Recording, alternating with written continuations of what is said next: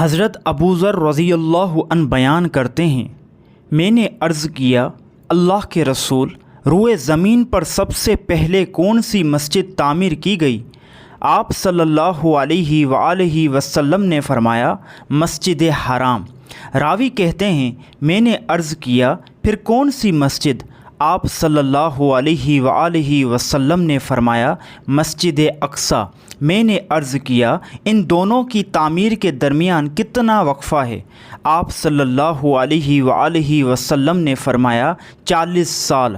پھر ساری زمین تیرے لیے مسجد ہے، جہاں نماز کا وقت ہو جائے نماز پڑھ لو۔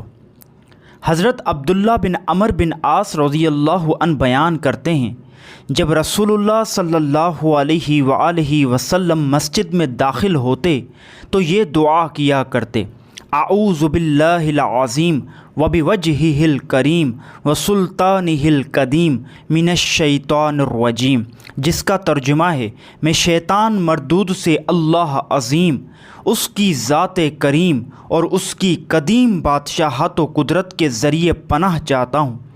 آپ صلی اللہ علیہ وآلہ وسلم نے فرمایا جب کوئی شخص یہ دعا پڑھتا ہے تو شیطان کہتا ہے یہ اب سارا دن مجھ سے محفوظ رہے گا۔